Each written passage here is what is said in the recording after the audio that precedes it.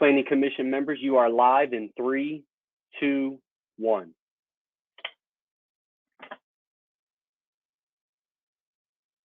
All right, hello and welcome to the July 13th, 2020 regular meeting of the Hillsborough City-County Planning Commission. We thank you for attending this meeting. Your comments and participation are encouraged. All participants in the meeting will be muted until it is their opportunity to speak.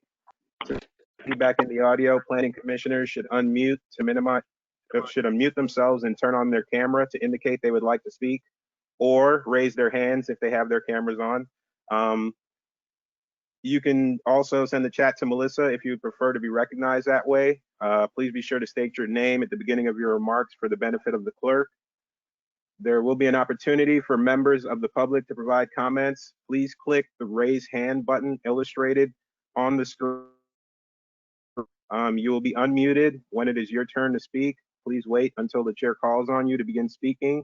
State your name at the beginning of your comments and adhere to the time limits.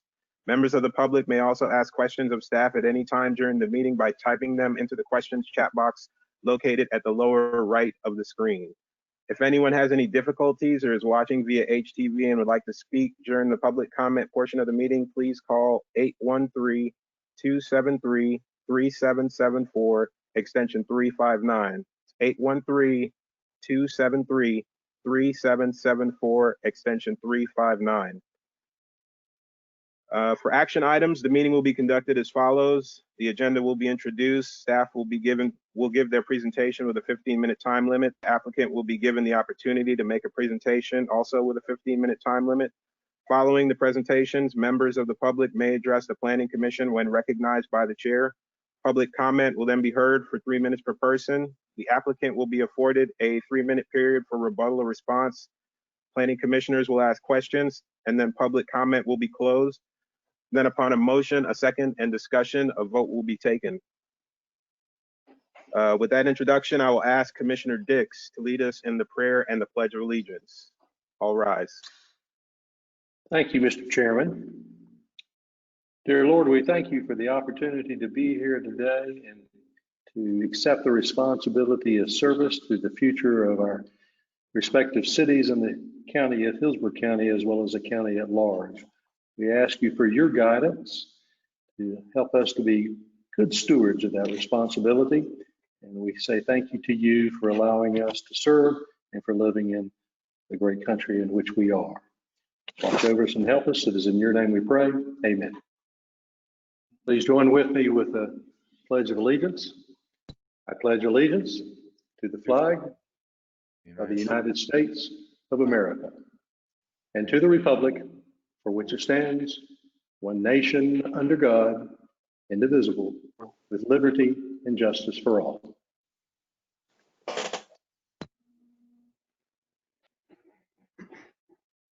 Thank you, Commissioner Dix. With that, I would ask for the clerk to please take roll. Thrower? Bernstein? Here. Cardenas? Cardenas? Dickerson? Dickerson? Dix? John Dix is here, but let the record reflect Mr. Cardenas is here. I think his volume is not coming through.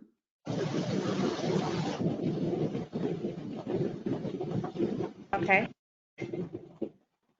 Dowdy? Here. Green? Green? Joseph? Here. Kress?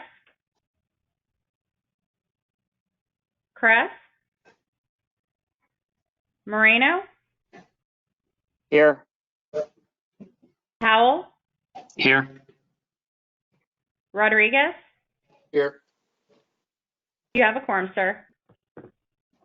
Thank you. Next item up is the approval of minutes for the following meetings. Regular meeting from June 8th, 2020, public hearing for Tampa Plan Amendments, June 8th, 2020, and public hearing for County Plan Amendments, June 8th, 2020. Do I hear a motion? I'll make a motion. Motion by Commissioner Powell, I'll second. Commissioner Dowdy. second by Commissioner Dowdy. All in favor? Aye. Aye. Oh, actually, I guess we're going to do a roll call. Please ask the clerk to do a roll call vote. Thrower, Bernstein, Aye. Cardenas,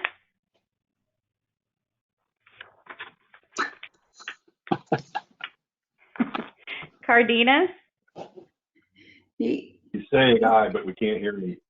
And Yeah, he's acknowledging yes. we do have to have his voice on record for a yes. we'll get you the phone number to call in, Giovanni. Dix, Aye. Dowdy, Aye. Green,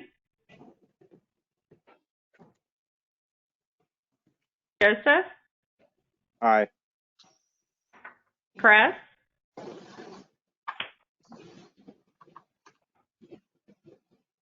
Moreno, Aye. Powell, Aye. and has Cardenas been able to get back on yet? He is not. Doesn't He's look like calling in, but he has not gotten in yet. Yeah, we are giving him the dial-in number. He should be on shortly. Okay, did you want me to wait a second before I say the vote number? No, you can go ahead. Yes. Motion carried 6-0. All right, thank you. All right. The next item up for business, item number 2, is public input, items not scheduled on the agenda. If there is anyone who would like to provide public input, who would like to provide comments on items that are not on the agenda or agenda items that are not for action, please click the raise hand button now. You will be unmuted when it is your turn to speak. Please wait until the chair calls on you to begin speaking. State your name at the beginning of your comments, and you will have 3 minutes. Anyone in the public would like to comment on items not on the agenda? There are no raised hands in the public at this time. All right. On to the next item. Item number, intermediate item, election. I will turn it over to our attorney, Tracy, to guide us in our election of officers. Right. Good afternoon, everybody. As I think most of you are aware, Commissioner Thrower has tendered his resignation from the Planning Commission, which opens up an officer seat for the chairmanship of the commission. And the bylaws require the appointment of a replacement officer for an open position at the next meeting, which is today.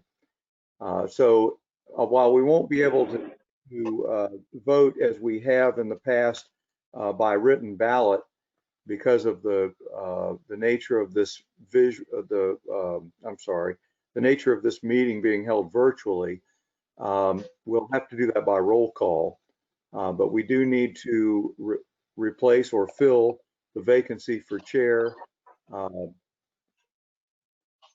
And I guess I suppose it falls to me, perhaps, Mr. Commissioner Dix. Well, yeah, I was just going to suggest, Tracy, you can tell me if the protocol would be incorrect on this, but normally you hand out those written ballots. And under the circumstances, if it would be acceptable to the chairman and the fellow commissioners, back last fall when Mitch Thrower became our chairman, there were only 3 of us that were on the ballot at that time. And that was Mr. Thrower and, of course, Nigel and myself. And while I think all of us consider that to be an honor to serve as the chairman, Nigel, you've been doing such a fine job. And particularly considering that today you're the only one wearing a coat and a tie, I'd like I'd like to nominate Nigel Joseph, if you would, to assume the position of our permanent chairman till we, have elections for the entire slate and whatnot. But I'd like to see that happen. You're doing a great job, and I hope it's unanimous and we can reach that point by acclamation. So if it's okay with, if the protocol is okay, Tracy, I'd like to make that in the form of a motion. I'll second that. Second. All right. Who was the second? Motion by Commissioner Dix, second by, who was that? Commissioner Dowdy, Commissioner Dowdy. right? And I guess I will open the floor up now to discussion from other commissioners. Any comments or questions, discussions from anyone? I don't see any hands raised. No? All right, well then I will close discussion and take a vote on, wait, Commissioner Marino? No, okay, I will close discussion and take a vote on the motion on the floor. Oh, roll call, sorry. Clerk, if you could do the roll call vote. Bernstein, I vote yes. Cardenas, I vote yes. Dix, Yes. Dowdy, Yes. Green, Joseph, Yes. Perez, Moreno, Yes. Powell. Yes. Motion carried 7-0. All right, thank you. Congratulations. Congratulations. Thank you very much. Do we, Thank you. Congratulations, Mr. Chair. Now I think we have an open office in the seat of vice chair. yes. I'll turn it back over to you. All right. I don't know, I've opened the floor to nominations, motions for nominations for vice chair.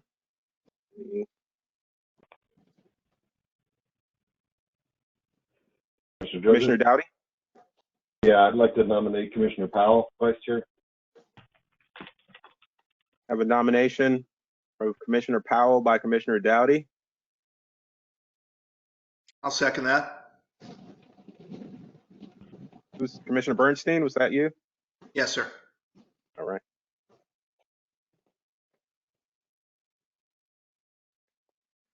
All right. Should I open it up to any more, or is that, Any further nominations? yeah, any further nominations here? No? I think Commissioner Just- Powell's got it by acclamation in that case. Sounds like it. All right. Congratulations, Commissioner Powell. Thank you. Congrats. All right. Was Commissioner Powell's? No. See, is that all? Are we covered now, Tracy? All of our positions filled? I believe so. Okay. I'm hoping to be corrected, but I think so. All right. Sounds good. All right. On to the Excuse me, next order. Chairman, did you still want to have a vote on that so we can have it on the record since there was a motion? Oh, okay. Yeah. Go ahead. You can go ahead and take the roll call vote on the motion on the floor. Good point. Bernstein, Yes. Cardenas, Yes. Dix, Yes. Dowdy, Yes. Green,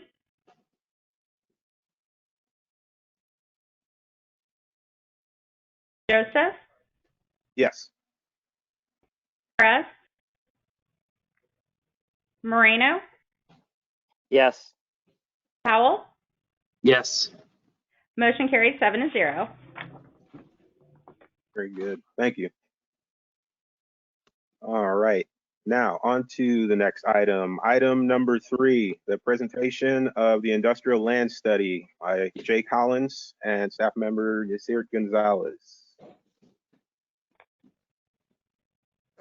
Good afternoon, Planning Commission. Thank you, Mr. Chairman. Jay Collins with Planning Commission staff. It's my screen here with you in just 1 second.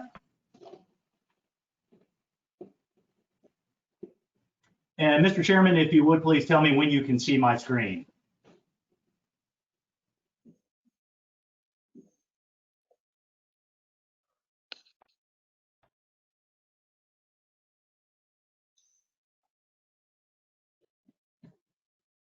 Mr. Chairman, can you see my screen? No, I don't see it yet. Okay, we're going to be switching to Tony's screen because Jay's having technical difficulties. It would be Yassert's screen. Still not up just yet.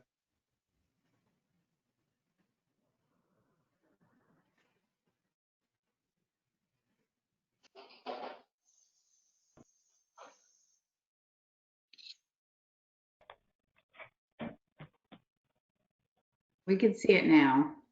Okay, yeah. Oh, it okay, popped up. wonderful. I've also attempted to turn the camera on. I'm not sure if the camera is working, so I do apologize for that if you cannot see me. Yeah, we can't see you, but we can see the screen, the presentation on Yassert's screen.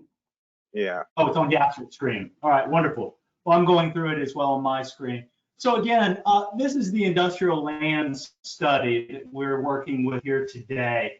And this is work that has come out of the Planning Commission now for a little bit over a year that we've been working on this. This began with a couple of different iterations of plan amendments, basically, where we were asked by the Planning Commission to look into industrial lands within Hillsborough County, unincorporated Hillsborough County in its 4 jurisdictions.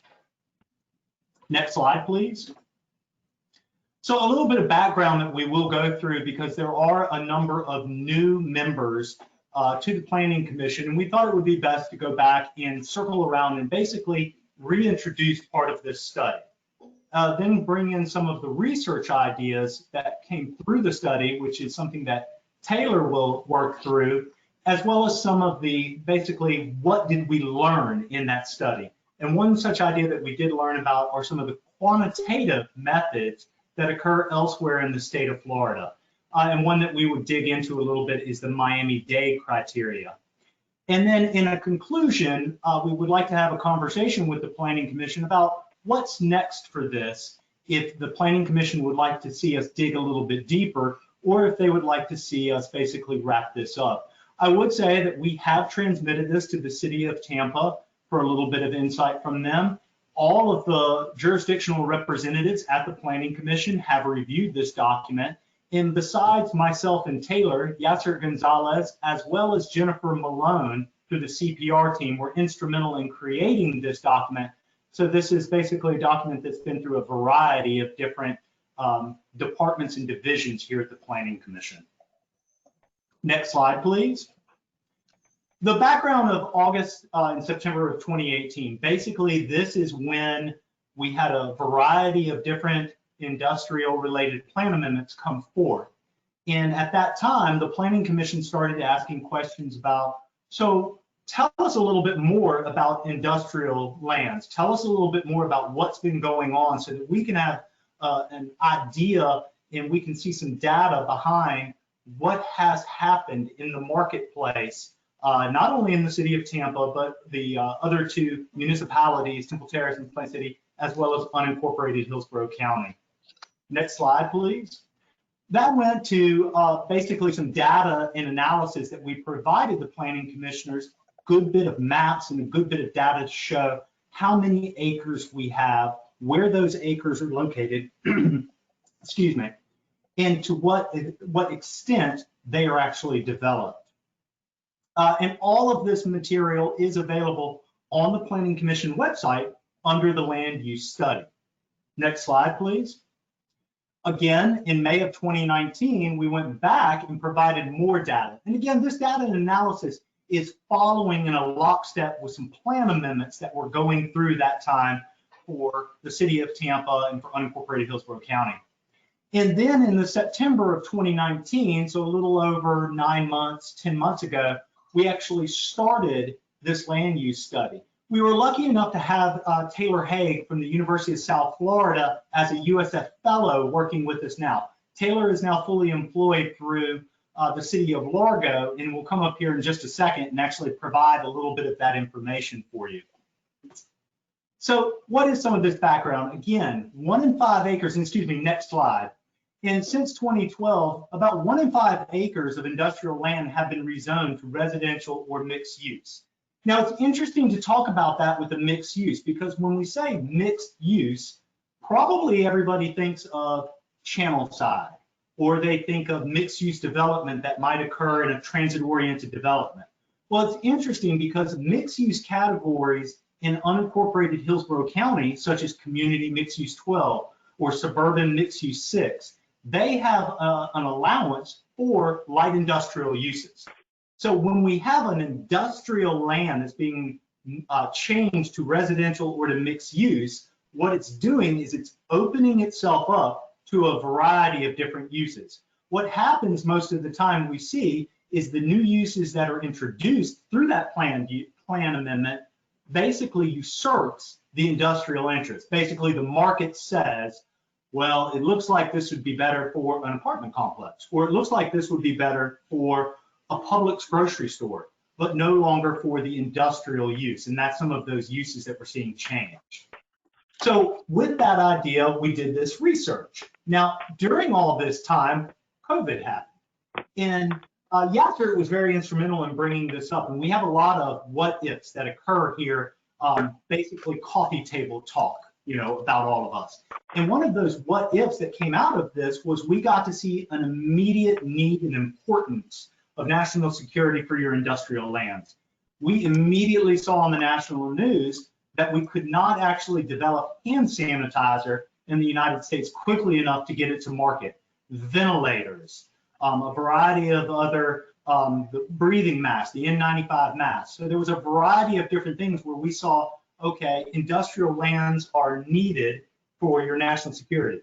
It is interesting, of course, to say that through this, you also got to see a shift in our marketplace. Sometimes it was a little bit late, but you did see the shift. Part of that shift is you got to see manufacturers that made bilge pumps or sump pumps all of a sudden making ventilators. You got to see distilleries, those who were making liquor, whether they're making gin and vodka, all of a sudden making hand sanitizer. So you got to see the market react, and you got to see a little bit of that grit that makes America what it is and can switch very quickly on a dime to actually produce materials that are needed when the market, and when in this case, a public health emergency arises. Next slide, please. So in 2019, the industrial land categories, these are basically your Department of Revenue codes. And this again is one of the things where the Planning Commission has expanded its roster of individuals who work for it. And this is something that Yasser brought to us, and this was very good because these are the Department of Revenue codes. So this is the tax stamp, if you will, on some acreage that we have here in the industrial lands. So basically what you're doing is, what does the market support? Where in our world, our universe of Hillsborough County, are we utilizing industrial lands? Currently, about 70% of the 20,000 acres that are being utilized under our Department of Revenue code are looked at warehouse and some light manufacturing of goods and services. So again, with our changing economy and our changing dynamics that we have, next slide, please, you can see the forecast going from 2015 to 2045. So 45,000 additional industrial jobs. However, the share of all jobs will decrease as we have a variety and an expansion of our economy in the service sector as well as commercial. So when you think about it, go back to that number, you have 20,000 acres that are currently being utilized. So one thing that you would want to ask yourself is, how many acres do we actually have in the county that have an industrial land use? We currently have just shy of 30,000 acres that have an industrial land use. These are specific industrial land uses: heavy industrial, light industrial planned, These are not those that would allow for a variety of other uses, such as the suburban mixed use 6 or community mixed use 12, or in the city of Tampa, the transitional use 24 that allow for residential uses and commercial uses. So we have acreage underfoot that says we should possibly be able to absorb those 45,000 additional jobs if we have the vacant developable lands. So that's kind of where we go into that next step that Taylor will talk about, is what type of policy language do we have here? What type of policy language is elsewhere? And how can we start to have that conversation as we depart 2015 and we move towards 2045 to make sure that we set ourselves up to actually meet the demand of the employment forecast. And next slide, and with that, Mr. Taylor.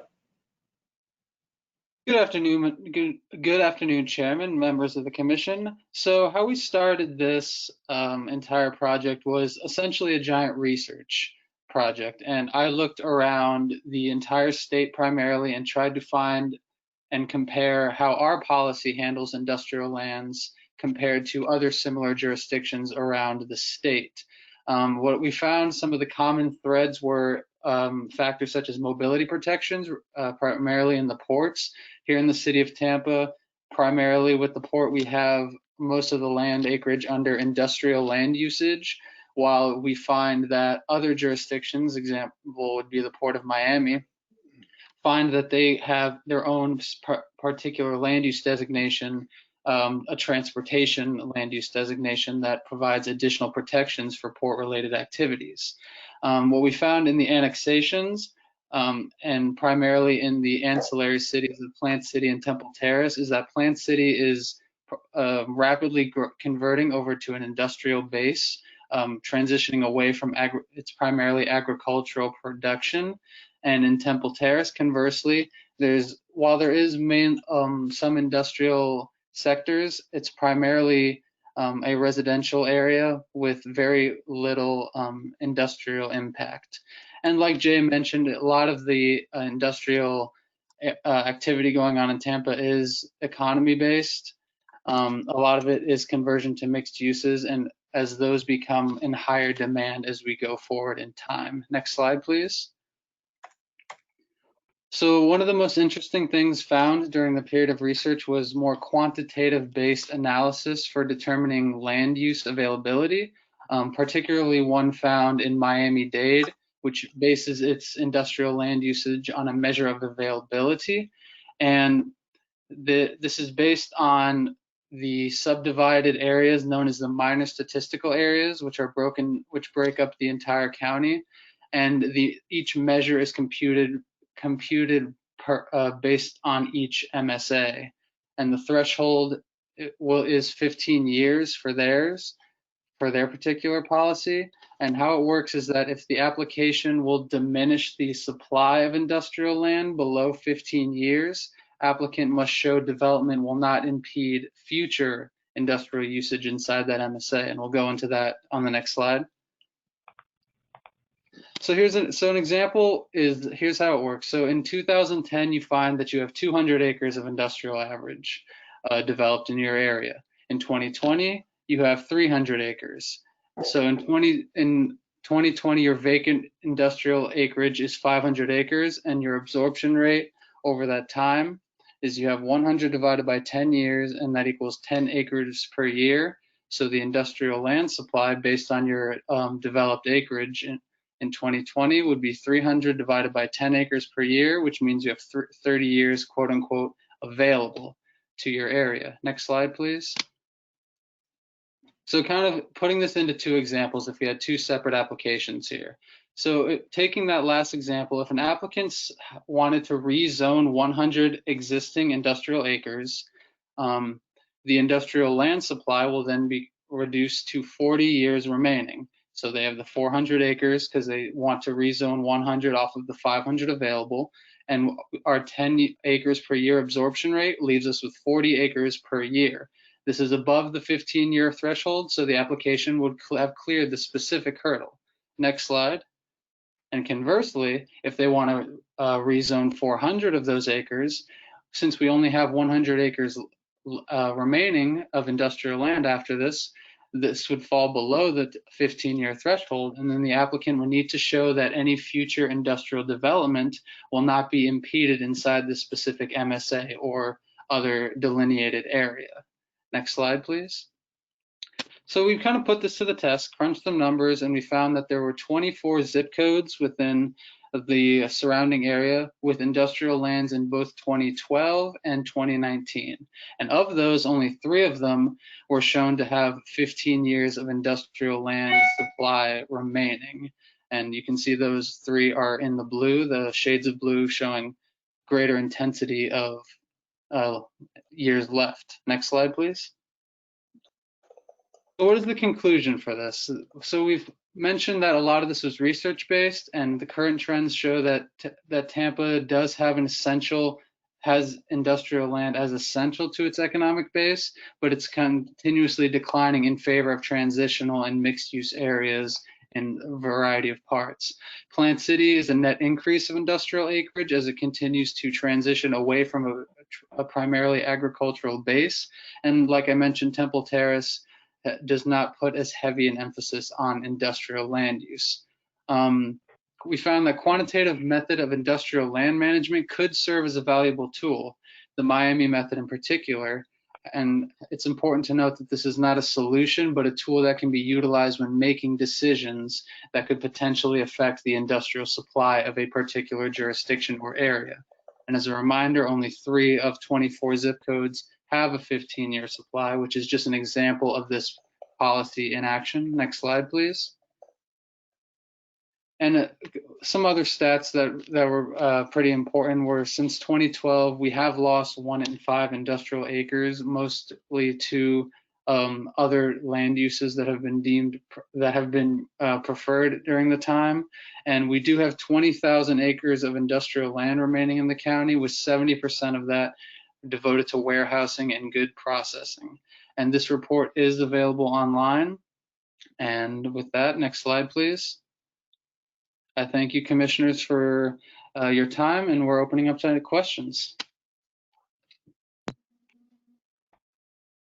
Thank you for the presentation. This time I will open it up to the public or any comments on this item. I don't see any hands raised.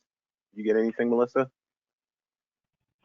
I have not had anyone chat me asking to speak on this. All right. Questions from commissioners?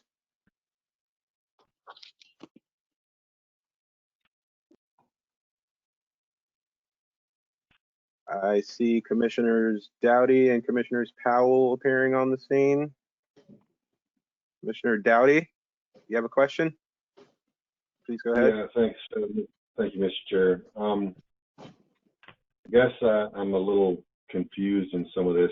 I don't particularly care for the Miami example that was provided as far as taking things down to a 15-year limit. Maybe I'm just not really completely understanding the purpose of doing that, but I mean, eventually you get to the stage where you only, you could technically pass that threshold with rezonings and get yourself down to a 15-year supply, and then you're stuck. And the presentation was saying you have to demonstrate that future industrial development is not hindered by that loss in acreage. I'm not really sure how you would necessarily do that. I guess I'm more interested in the fact that we do have a port. Our port relies upon industrial lands in order to function and continue to maintain. We've lost some lands to what was called more preferential land uses at those times. But I mean, for my recollection, at least, having been on the Planning Commission since before the 2012, when all those lands have been lost, there's always been a discussion about how much industrial land we have, and because it's limited, we don't end up rezoning from something else to industrial. We're rezoning from industrial to something else and losing it. So I know there's a bit of a toss-up, I guess, or discussion on, you know, how much of it do we really need and how much of it can we give away. But it just seems to me that every piece of it that we give away, it's gone forever. We're never going to get it back. And if we need, like the presentation started and like this pandemic has shown, I mean, it appears that we need to have industrial lands and manufacturing for, like Jay was saying, for the national security issues in order to be able to do the things that we need to do in the United States. So I think the topic needs a lot more discussion before we can really come up with a suitable method for getting rid of industrial lands. I'm not really sure what else to say. I don't have a specific question for you, but well, maybe, I mean, if Plant City is growing in the industrial areas, I mean, are we basically saying that we as Hillsborough County want our industrial base to shift to the east?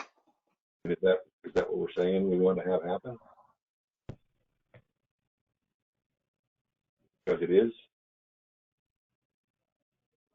I don't know if that is a policy decision that has been made, certainly for the city of Plant City or for unincorporated Hillsborough County.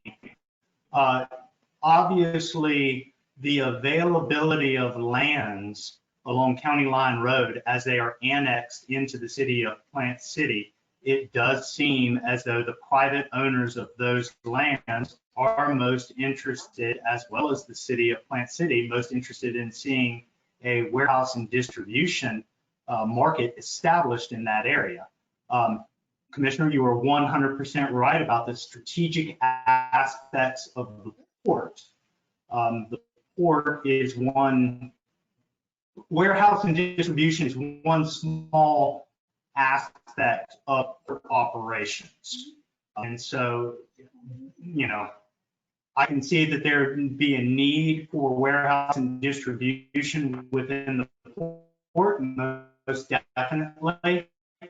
I don't know the balance between what is occurring in eastern Hillsborough County and what is occurring in the port with the law things. I do know that the port has expanded its cargo container facilities and the ability for it to move cargo in and out.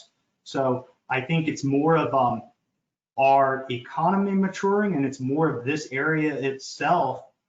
Again, I can remember 600,000 additional people coming into the county by 2045.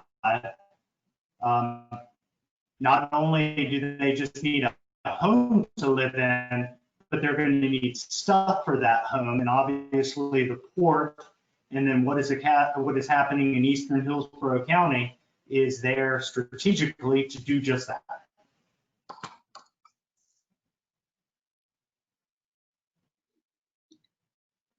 All right, well, I'd like to hear if Commissioner Powell has something to say. I'll think for a minute to see if I've got another follow-up for you. All right, very good. Thank you, Commissioner Dowdy. Commissioner Powell? Thank you, Mr. Chair. I think, Taylor, I had a question for you. Is it possible to go to the slide that shows the zip codes with the three zip codes with the supply? I don't know if anyone else, you know, kind of caught on to this, but my first impression was, you know, the two zip codes here, 33619 and 610, you know, I think that it's really going to be, you know, critical that we have the availability of, you know, industrial lands that are going to be along, you know, I-75, you know, 275, you know, and I-4, you know, so that way those are our major road lines. And even with the port's expansion of its, you know, container business, you know, they're still going to have to load those onto, you know, trucks or rail, probably going to be on more trucks than anything. And those trucks are going to be able to, they need to be able to have access to, you know, the roadways. And I can't imagine the feasibility of having things down and, you know, all the way over by by the base, for that being like a really great area, for industrial, in my opinion. But I'm curious in how your study, if it factored in at all, the urban surface area, kind of stops as we start going towards, Polk County and those areas. And has there been any thought, or was there any thought, and hey, if we expand, the USA, and I know there's been some discussions about certain areas, that happening for residential purposes, but having a commercial industrial thought process here and say, hey, maybe we need to look at if we can increase or expand the USA, for those areas specifically along like the I-4 corridor, that's just going to allow us to continue to be very competitive for these large industrial, businesses that are coming in trying to open up, so more Amazon facilities, because I don't think that, we want to lose out on those jobs. As Jay was, pointing out, these people are gonna, as they're moving to the county, we need to have the ability to accommodate, very skilled workforce. So was there any component of that at all, like saying, hey, if we expanded the USA, that we could, increase our, our supply at all? So when we first started this, and I'll defer to Mr. Gonzalez when I'm finished, but for the most part, when we started this presentation, we were entirely limited in our scope of research and data input as to what we had available. And the reason why we use zip codes is because that was the most readily accessible data for us at the time in order to be able to determine the change in industrial acreage. Initially, when we were still first testing this out, we wanted to basically see how it would work. So at the time we had gone on of data accessibility. I'm not sure if it's changed since I've left. Mr. Gonzalez, is there something you'd like to add to that? Yes, good afternoon. How y'all doing? This is Yasser Gonzalez, staff. In terms of there's been some discussions in terms of how a expanding infrastructure leads to the economic development, and more specifically in the Waimama and Baum area. For those areas that are outside the USA, there's been some hurdles for them to reach in order to generate jobs there. So to your point is, if the USA is expanded, again, we're not taking sides here, we're just arguing, there will be infrastructure that will need to be put in place. And because of the existence of that infrastructure, you may see industrial development. But again, that will be taken into account, especially as you mentioned, I-4, I-75 corridors. They will be, because of the infrastructure, the county will put in, or the cities will put in infrastructure there. Then, industrial developers will be looking at that favorably. So it is, whatever that you have infrastructure, you definitely want to have a concomitant residential and hopefully industrial. Now, because of the losses we've had, we need to be a little more vigilant, perhaps a little more careful in terms of making sure that, as this infrastructure is being put in place, that we see both residential and job support. And we've been doing that with a study, again, of the Baum and Waimama area right now. Thank you. Oh, so so was that a part of, you're saying part of like the RP2 like studies was there was a component looking at industrial infrastructure? Yes, there was a component not only of future industry, but also what are the hurdles, what are the impediments to industrial development in that area? For example, for a downtown Waimama, down in a village development. So for the area specifically outside of the USA. So as you say, when infrastructure goes in, sewer, water, and other infrastructure, that would also be make it more amenable for industrial development. Now, as we know, there's been a tendency to, leaning towards a residential type use. So we will have to be a little more vigilant and make sure that there are those lands, specifically as there are some, as we know now, national security implications for dramatically losing industrial lands. Sure. Well, thank you for that. I just, as we going forward, maybe it's something that staff can kind of have on their, radar. I don't think there's anything specifically we can do, but I definitely think that it would be a good idea and for national security reasons and for, a host of other, for jobs, to be mindful that we need to have the ability and the flexibility to have industrial lands, along, like our major, roadways and, again, 75 and I-4 specifically, because otherwise I think we will lose out, a lot to the Polk County, and I hate to see that happen.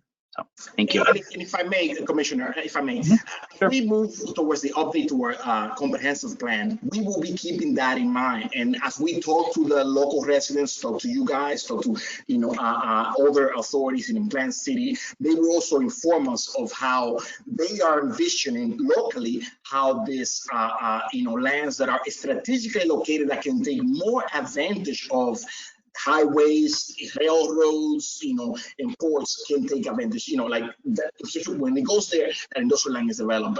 So yeah, there's a feedback loop. We just need to be just more vigilant because of our tendency to, because of the losses we've had. Let's just say that. Thank you.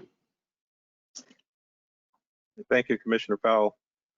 See Commissioner Dowdy's back. Go ahead.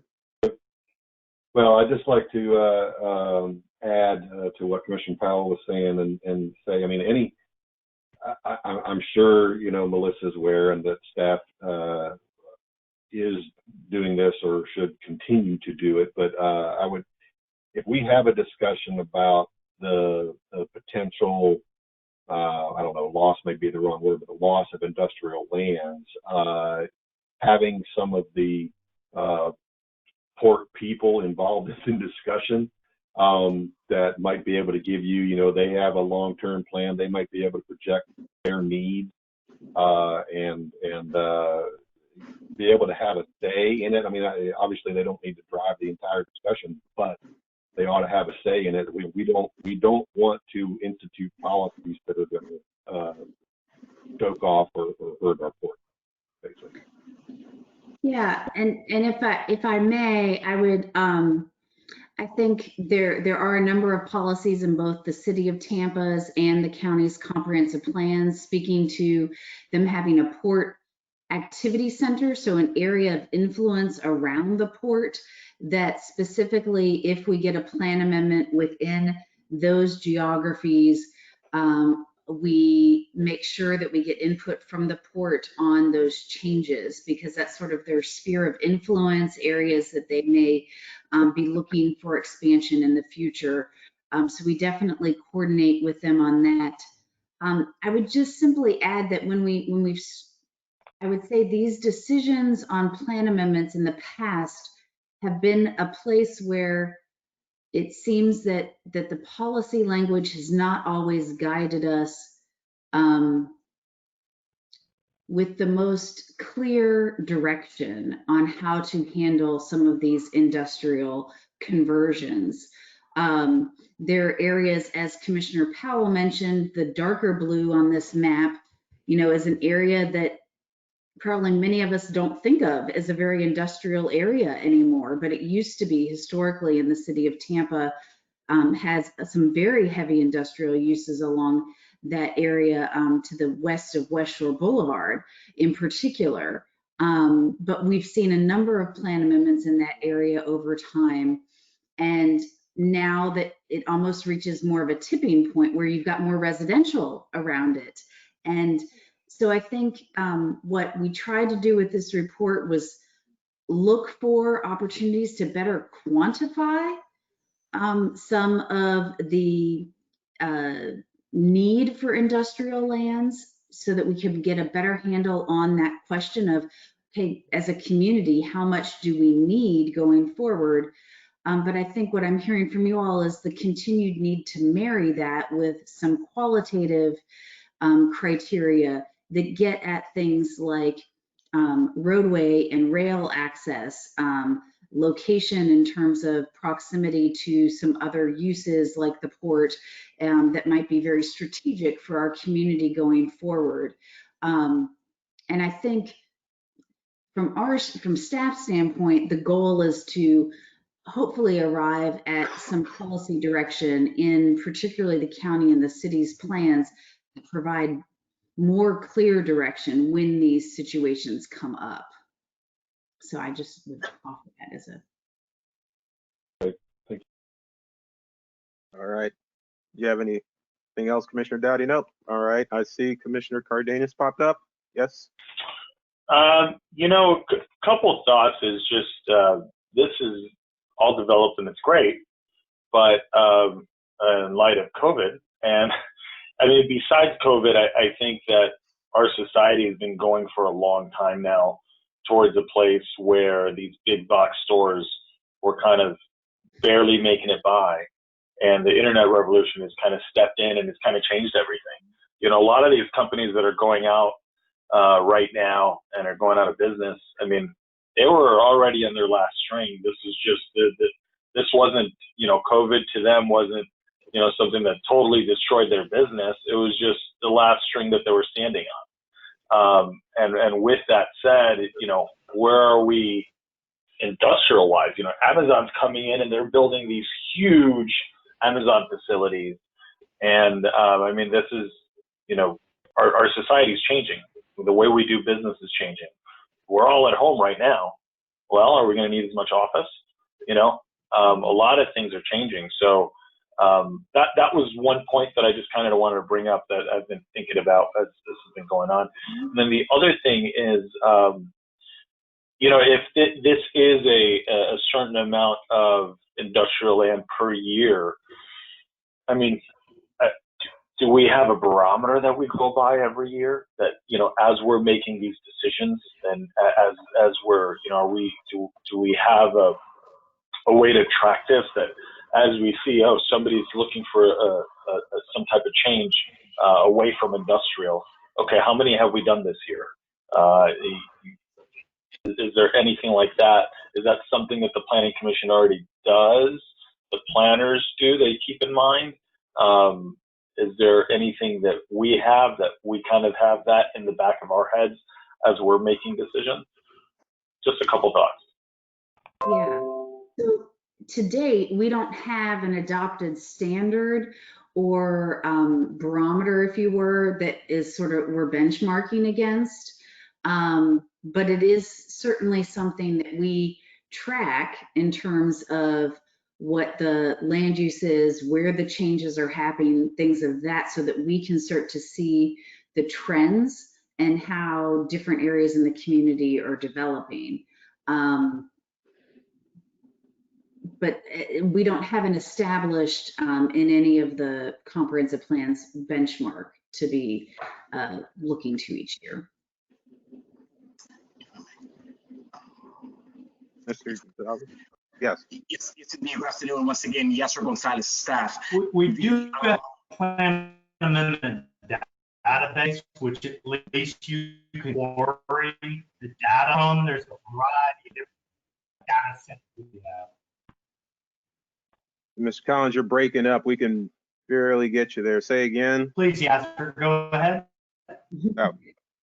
If I may, thank you very much once again, Yasser Gonzalez staff. To reiterate something that was said earlier, we do have in place this MOUs with the port. Please, Yasser, go ahead. With the port and the airport, where if something comes in, we notify them, and we have a specialized team and special teams like in football, where they go in there and have a one-on-one with the airport, try to make sure that this is not adversely impacted in how this specific change in land use may impact them. Now, also to your point, Commissioner Cardenas, is that it is the face of manufacturing industrial. It is changing, like you said. We have a smaller footprint. There's a lot of, for example, manufacturing inside the USF campus that we don't think about as a manufacturing hub, but it is there. Now, it's not to the scale that we provide, let's say, a national market, but it's something that's things being developed there that can be scaled somewhere else. So you do have that as these warehouses and malls, churn. You're going to have again both. You're going to have some breweries moving in. You're going to have some other like industrial chemicals moving in. But again, it has to be compatible with the use, and we have to really look at that. But there are opportunities there for sure. Yes, that we may not be taking into account right now because it's already zoned as a large large box store, let's say, but that can be turned, and so that's happening. As you may see, for example, and that's not in our county, but the Tampa Bay Downs is now seem to be like a logistics center for Amazon. Like on the Pinella side, like a dog racing track. That seems to be like a logistics center for Amazon there. That's kind of developing. So you see how that's sold for that, but yet how that's kind of churning. So you will see that, yes. Excuse me, Chairman, I hate to interrupt you, but my audio just stopped on recording on me. Okay. If we can just pause for a moment so I can correct this. All right. Basically.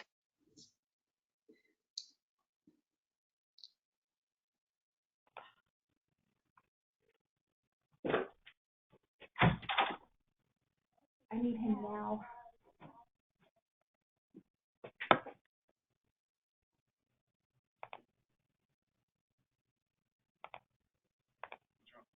My audio just totally went out.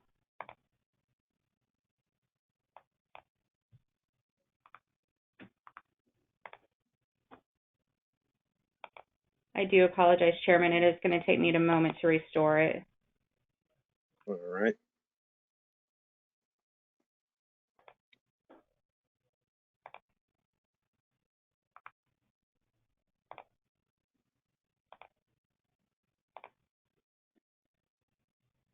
Program shut down.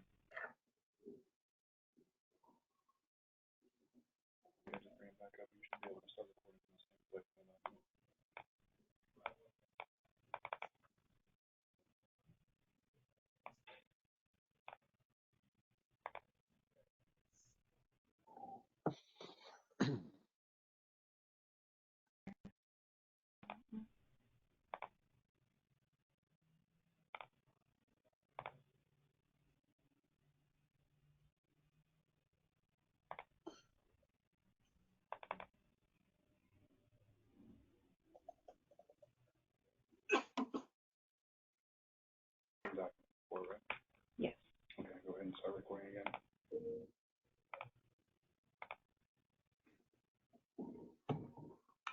Okay.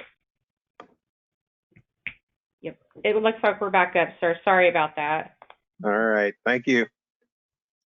All right. We'll continue on. I think Commissioner Cardenas was speaking. Done? All right. Good. All right. Thank you. Commissioner Powell, did you have another question? I saw you pop back up. Yes, Go ahead. I did. Thank you, Mr. Chair. Maybe this is probably more for Melissa, but are we we're still doing an I-4 corridor study, correct? Are we still in the middle of that, or have we begun that? So the county has begun an assessment of, I believe, of the land along the I-4 corridor. They were looking at what the feasibility was to have some other land uses out there besides rural lands, as well as what some of the infrastructure needs would be. So my understanding was that was going to be and may have already been started by the county staff. I think that it would be a great idea if we can include into that study, bringing in some of the information that we've learned, from this, and seeing how we can, have some of those lands, I guess being rezoned or whatever we need to do, for industrial purposes. So that way we can have, some of the larger, more, intensive, uses, over there. So that way we can be, again, just competitive with, surrounding counties and, maybe not losing or, or attracting some of those, development deals, away from Lakeland and, over in here into us. Yeah. So No, I think that's that, if we can add that element, to it, I think that would be, a good use of staff time. Yeah, great. All right. Thank you, Commissioner Powell. Any other comments or questions from commissioners? I just wanted to add myself. I thought that the study was a very great piece of work. Obviously, Jay, you have dealt with me over the past year. clamoring for industrial lands information, and this is obviously the report that I've been clamoring for quite some time.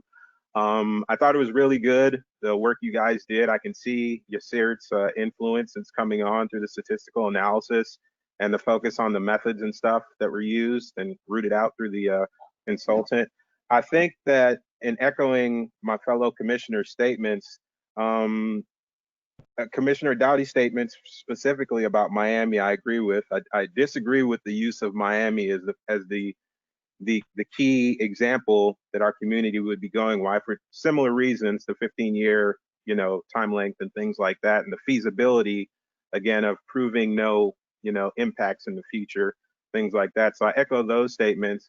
I also thought there was an opportunity here, and I noticed in some of the writings when you spoke about Plant City, you spoke about the fact that a lot of the industrial development that was going on was kind of on the border between the Plant City Polk area and pushing on that area. I've spoke about this in several other areas that have been brought before us in months recent past, but I think there's an opportunity to start to think about and talk to what's going on the other side of the county, in the other county over there on the other side of the border. Obviously, that's not our jurisdiction, and we need to take care of things in our backyard before we even start to think about looking in other backyards. But there is some opportunity for interregionality, something that we try to push for a lot in other areas, right? We start to talk about bus and transportation, and it's all about interregional. Now we're talking about industrial on the border of the county, and nobody's saying anything about interregionality.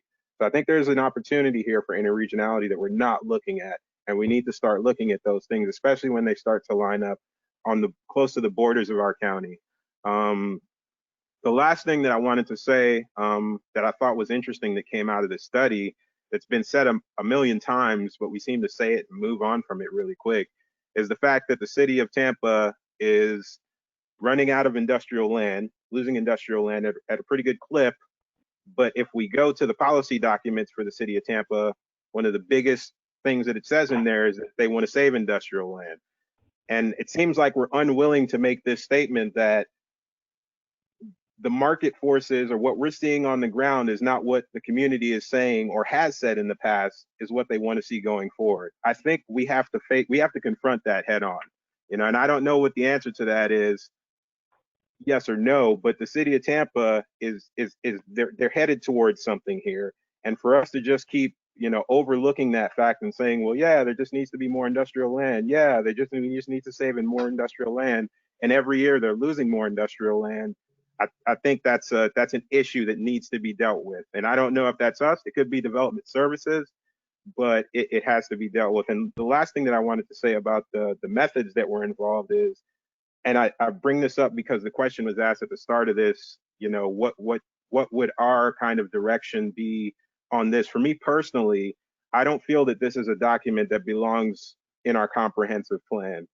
When we start specifying stuff and trying to time development by markets using, very advanced statistical methods, I feel that that's something that should live again in more regulatory documents. You know what I mean? To be able to change with the times. Again, we're doing comprehensive things here. We're dealing with policy. We're dealing with ideas that the community wants to see in the future. If we put this method in our documents and next month the next greatest method comes up, then what do we do? You know what I mean? So I'd like to see this live as something that maybe we use this whenever we hire a consultant. We say, hey, consultant, maybe you want to look at these methods when we're talking about industrial research, and we have this kind of cache of methods that we like for our consultants or whoever to use. But I think it works better that way than being implanted into the comprehensive plan. And those were my only thoughts, but it was a great piece of work and I really enjoyed reading it. I can see everybody's efforts in it. And I wanted to applaud you all, the staff and the consultants on the document. And that's all from me. All right, were there any other comments from anyone else or? Nope. All right, then we will close out this one and go on to our next item. Mr. Oh, I'm giving something, nope. Item number 4, is it? The AgriHood study, Diego Guerrero.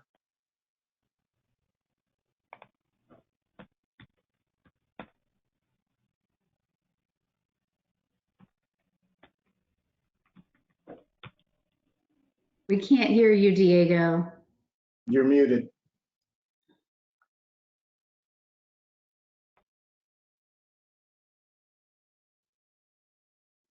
Can you hear me now? Yeah, there you go.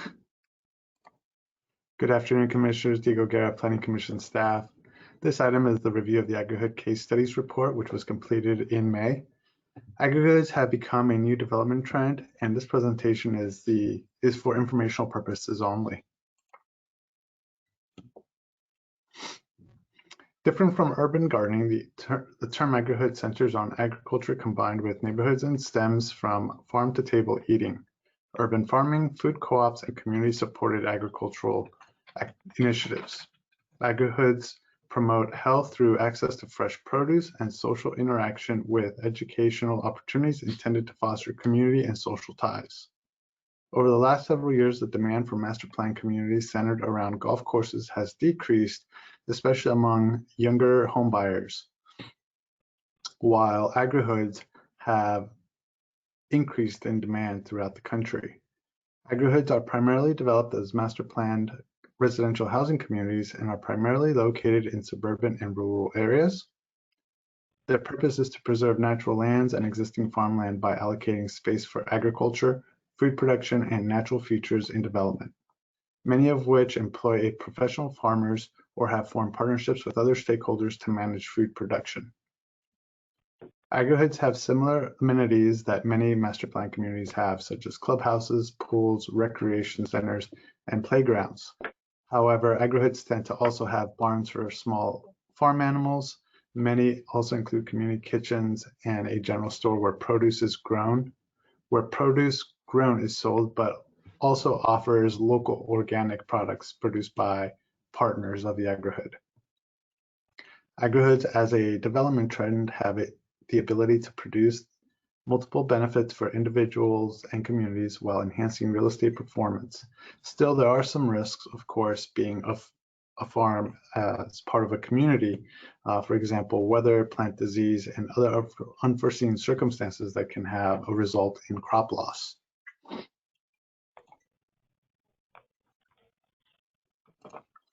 AgriHoods present a unique situation for local governments and planning agencies. In most cases, land use and zoning policies are not established to encourage or often allow the development of such communities. Furthermore, most zoning standards separate or limit allowable uses and specify minimum lots for housing, thereby making clustering of development difficult. Even with these challenges, communities and developers have found various ways to create agriculture-centered communities. The report provided in your packet is primarily on land use policy and provides case studies from various communities in 4 states and offers examples that farmers, developers, and property owners are able to review and does not provide implementation recommendations. In the next following slides, I'll provide a few case study examples that are provided in your packet as part of the report. Located just north of Richmond, Virginia, Chickahominy Falls is a 180-acre residential community that is zoned single-family residential and multifamily residential. Although these zoning districts within the county do not allow community gardens or agricultural activities within these particular zoning districts, what makes Chickahominy Falls unique as an AgriHood is Woodside Farms, a privately owned and managed farm located within the red polygon on the bottom of the graphic. Woodside Farms is a 10-acre professionally managed 4-season farm that is zoned agricultural, and the barn, which is the social and educational hub of the community, is located on the farm property and is allowed in that zoning district as a conditional use. Woodside Farms relies on a community-supported agriculture initiative, also known as CSAs. Historically, in CSAs, members of the public would become a member of the initiative and would assist in agricultural activities, assisting farmers with planting, harvesting, and other activities on the farm. And in return, the farmers would share their harvest. However, in many areas, these initiatives have transitioned into more of a subscription membership service, also known as a CSA farm share. And in this model, community members financially invest in the farm at the beginning of the season, allowing the farmer to better plan and budget for the upcoming season. In return, the community members' investment, the farmer will grow a variety of fruits and vegetables, and in some cases, community members can pick and choose from the harvest, while in others, members receive a packed box of produce. Ultimately, the community members do receive a share of the harvest. CSAs allow for all members of a community or jurisdiction to participate in the program, which is the case for Woodside Farms and many of the other agri-hoods in this report. What this means is that the CSA initiative is not only specific to the development community with the agri-hood, it's actually opened for all members of the municipality, the jurisdiction, the county that want to participate in the CSA. The farm specifically, it just happens to be located in or adjacent to the agri-hood. The next example is Willisford, which is located outside Washington, D.C. Willisford is a 4,000-acre residential development which offers 2,000 acres of open space, approximately 40 miles of trails, and zoned as transitional residential 3. This zoning district allows for both residential and agricultural mixed uses. The Loudoun County Comprehensive Plan outlines the county's desire to foster land use and development patterns that incorporate natural and agricultural resources to preserve its natural character. Additionally, the county's comprehensive plan encourages cost-share initiatives to support working farms and the establishment of conservation easements, while also calling for the preservation and protection of farmland. The purpose and intent of the transitional residential zoning district is to achieve a balance between the built and natural environment, protect and integrate open space and natural resources, encourage new development designs that incorporate both suburban and rural features. Farm co-ops, farm-based tourism, and farm markets are considered permitted uses under the transitional residential zoning district. Part of this agri-hood also gives tours to the farm, education, and does partnerships with the local schools and their 4-H clubs, which falls in with these uses. Willisford Farm is managed by Willisford Conservancy Land Management Program. It's a nonprofit organization that manages all of the 2,000 acres of open space, which also includes the 300-acre farm. The farm includes some small livestock consisting of chickens and pigs, which is allowed in the zoning district. The Willisford Farm is also part of the CSA initiative, which the Willisford HOA, general public, and other partners take part in. The general store located in the development sells a lot of the products that these partners also produce. Next is Seranbe, located outside Atlanta, Georgia. Seranbe, what makes this agri-hood unique among agri-hoods, and it's considered to be one of the top rated agri-hoods in the nation, is that the municipality where this particular agri-hood is located, the city of Chattahoochee Hills, was incorporated in 2007 with the sole purpose of preserving as much as possible the rural character of that community while controlling development as a suburb of Atlanta. So its purpose is to essentially prevent urban sprawl into the community from Atlanta, and the community is located south of the city. The 2006 update to the city of Chattahoochee Hills comprehensive plan revises land uses into a town, village, hamlet form, integrated with traditional rural agriculture and development, with a strong focus on allowing agricultural uses. Seranbe is designed with a mixed use and 4 residential hamlets consisting of their own complementary commercial centers. Following the guidelines of the comprehensive plan, the property also features farmettes, which are essentially small private farms or ranches, also located within the agri-hood. Sarabi is also a special zoning district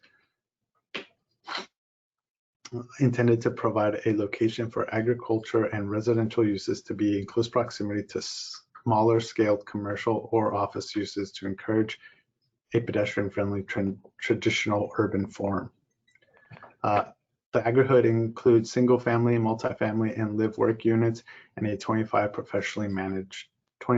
professionally managed farm. And in Florida, we actually have a few as well. The first one I will cover is named Arden, and it's located in Palm Beach County. It's a 1,200-acre master development community that was started a couple years ago.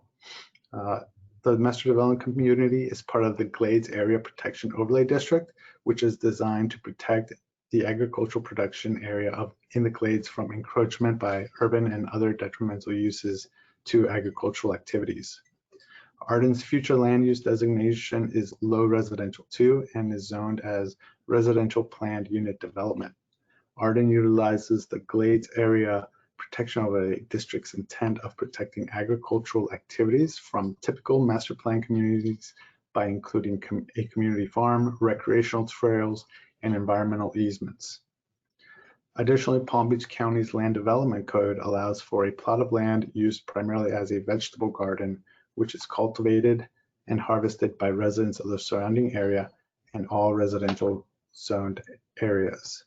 The LDC does not state what size the plot of land for these activities has to be. The Glades Area Protection Overlay District complements existing provisions in the comprehensive plan by creating a barrier to the expansion of urban and suburban activities while providing the opportunity to recognize existing uses and new uses within the overlay district. At the center of Arden is a 5-acre farm and event barn, which also houses a general store that offers other local organic products.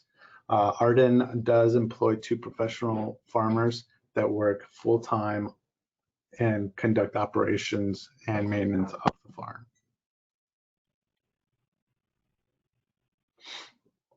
In September 2016, the Orange County Board of County Commissioners approved a 1,200-acre residential community known as The Grow. The master development community will include a 9-acre working farm, 21 acres of community gardens integrated into the 1,200-acre residential community. The Grow has partnered with Do Good Farm, which is a local nonprofit, to manage its farm and community gardens. The construction of the agrihood is scheduled to start in this upcoming summer, and there has been no news on the delays due to the pandemic. Comprehensive plan amendments and new zoning regulations were adopted for the development to occur. The future land use element now outlines policies for the area and states that the intent is to preserve the rural lifestyle and character of existing communities through design, integration, and preservation of natural resources, amenities such as shared community gardens, greenhouses, and other low-impact agricultural uses.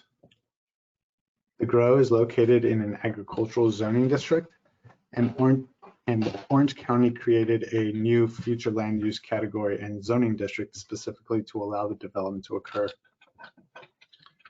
The comprehensive plan states that all development shall be organized as neighborhoods designed around a centralized focal point, such as a community garden. Additionally, master plan communities in the Lake Pickett zoning district, which is the new zoning district created, are to be further divided into transect zones to control development densities and intensities, and which provide the basis for neighborhood structure.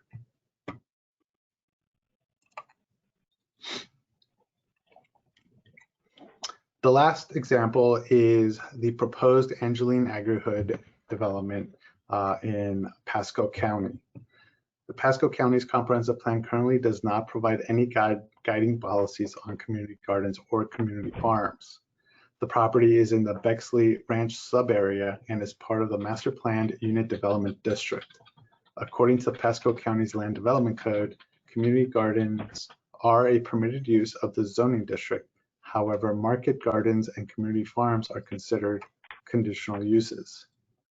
The LDC also states such uses are intended to foster community engagement by providing opportunities for recreation, education, training, special events, social interaction, and economic potential benefits, in addition to enhancing community character.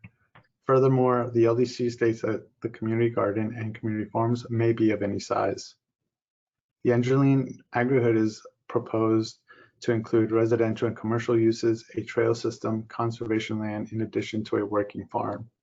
The Moffitt Cancer Center's new Pasco Research Campus was publicized to be the lead entity in the development's commercial park. In conclusion, Agri-Hoods have the capability to demonstrate that master plan communities and agriculture can coexist with new development trends. They serve residents with fresh, quality food. Agri-Hoods also serve as a social and educational resource for the community and encourages healthy life choices. And Agri-Hoods make the connection between how we treat our land and the health of those who inhabit it. I've included the link to where the report is located. And this, ladies and gentlemen, this concludes my presentation. I'm available for questions.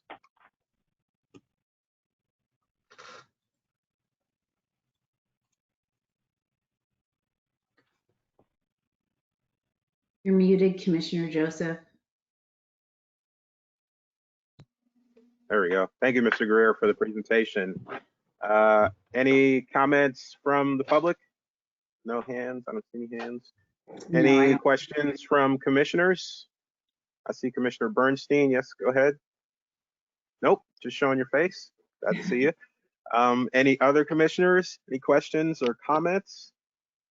Not at this time. I just wanted to say on my own behalf, Diego, this was a really good presentation. I thought it was very interesting that this is, and I wanted to commend you and the rest of the staff who worked on this. This is the first time that I've seen a look at the rural and the quote suburban areas that is anything other than negative and boo-hooing and complaining. I think, and one of the key things that I found throughout the presentation is right there on the screen in your conclusion. The word master plan is something that we don't harp on enough when we talk about development in our rural and suburban areas. And I think if we had more of these type of master plan communities, as opposed to small one-off enclaves, it would alleviate a lot of things. So I think this Agri-Hoods direction that we're stepping in, if this needs to be the way that master planning gets its foot in the door more, then I think it's a good thing. So I applaud the effort here in this Agri-Hoods presentation.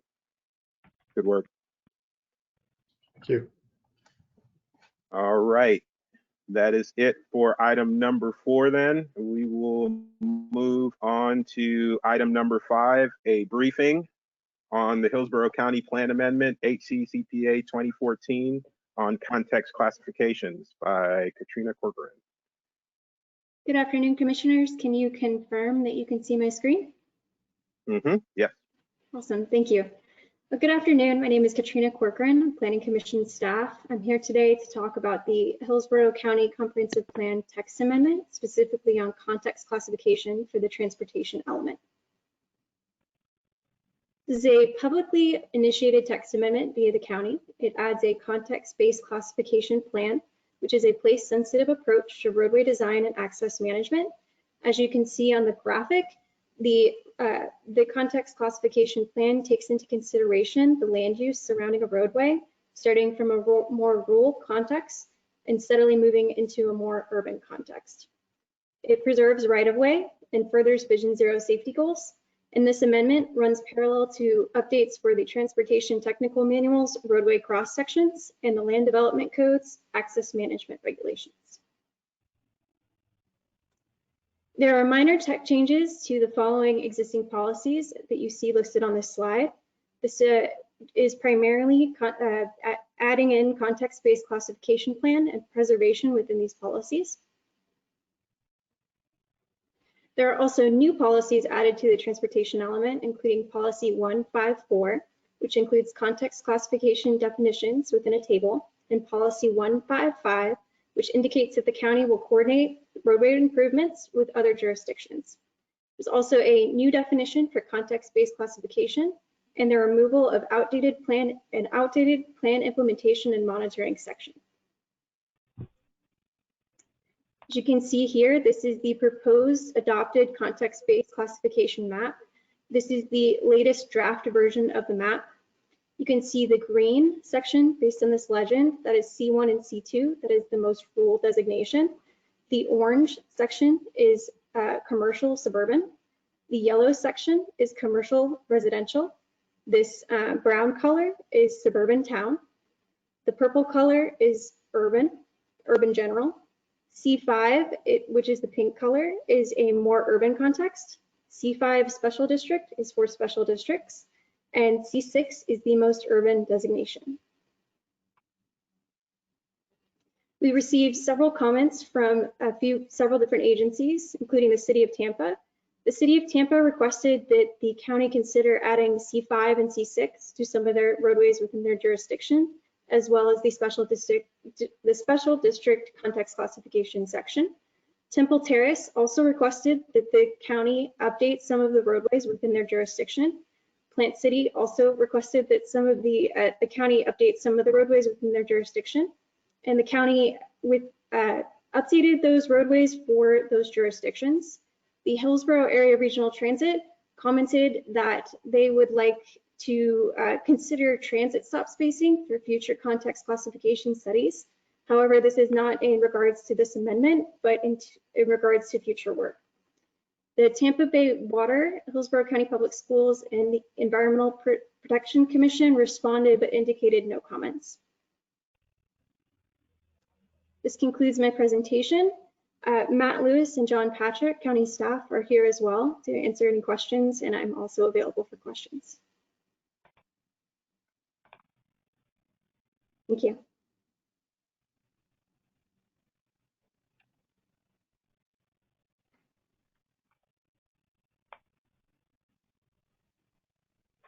Commissioner Joseph, I think you might be frozen. It appears that way.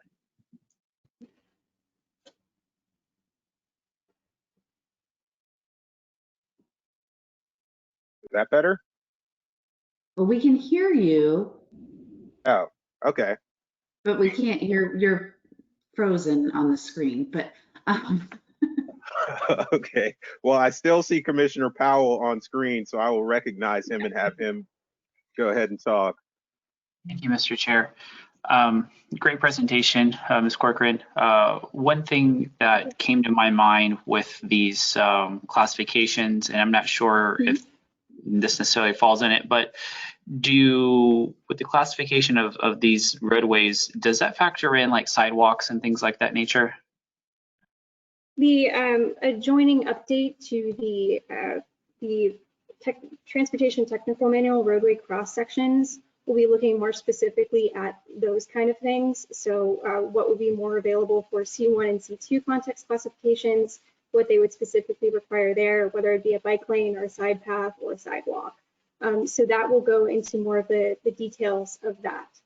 Okay, because if it added that element in there, or there was included, I was in a meeting earlier this morning for the Affordable Housing Board, and we were talking just about some projects, and about specifically there was quite a bit of money that had recently been spent for like special needs housing.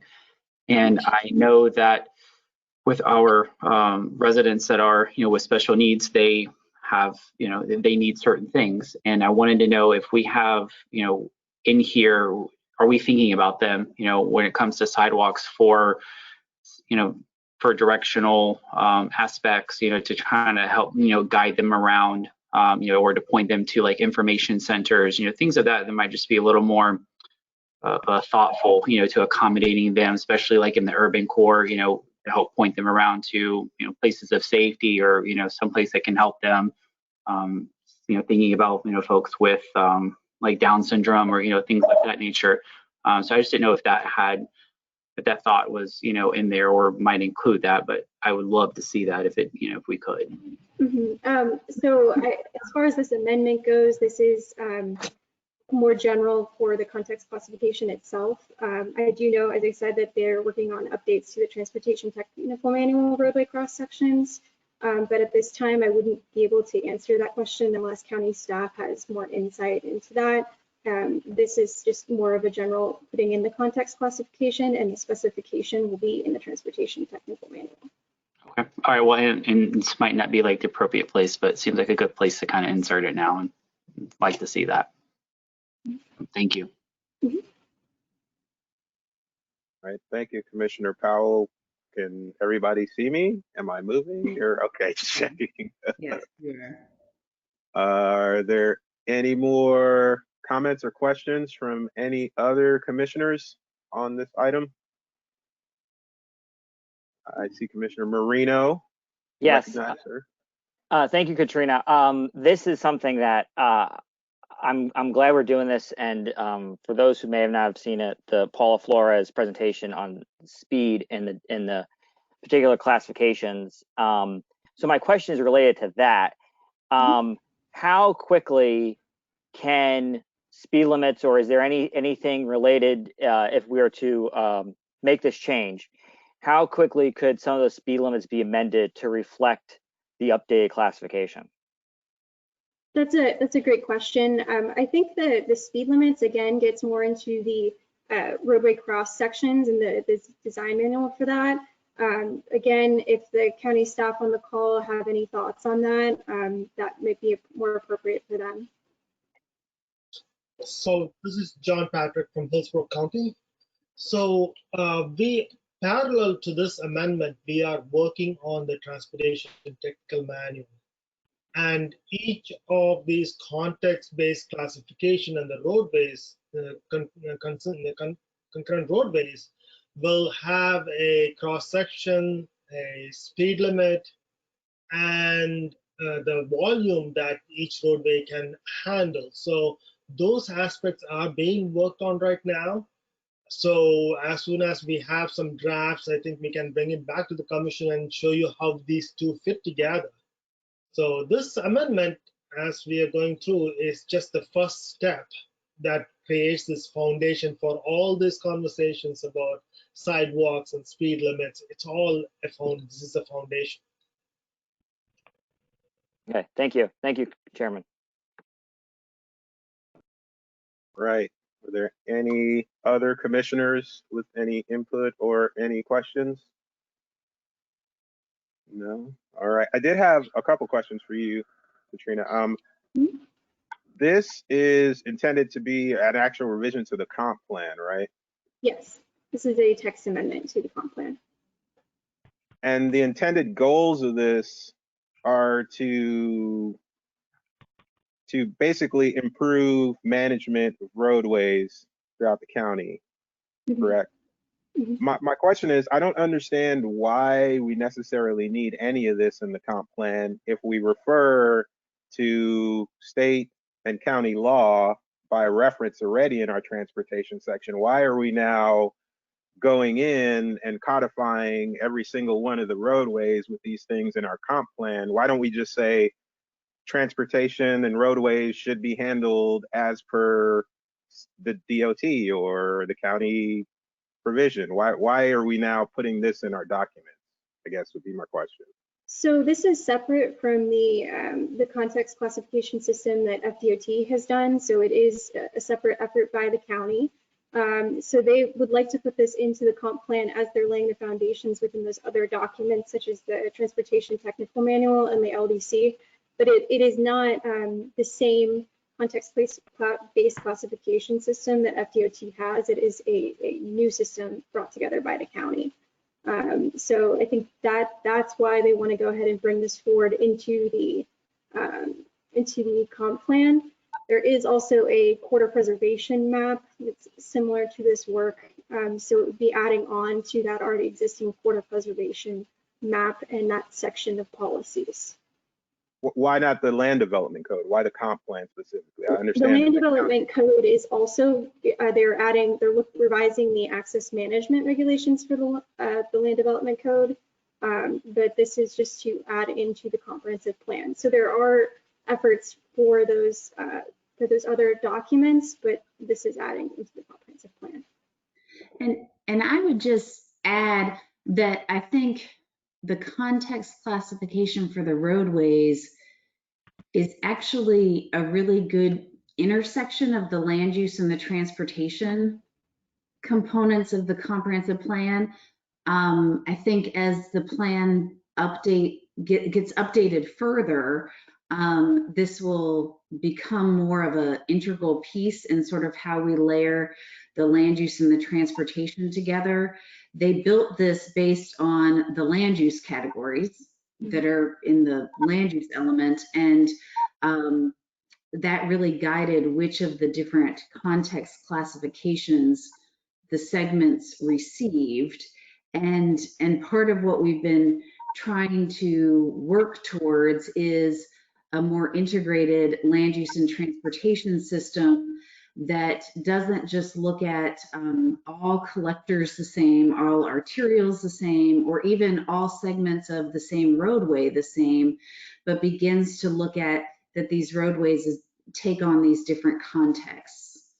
The other thing I would add is that because the county has had this foundation of a corridor preservation plan in the comprehensive plan, which dates back probably getting close to 20 years now, that has been a primary tool for them in terms of acquiring right-of-way from as new development has come in or as redevelopment has occurred. And so the idea that this dovetails into that structure would allow, as new development or redevelopment occurs in some of these areas, for these new context classifications to be considered and to ensure that they're getting the right cross-section of right-of-way for what that roadway should be.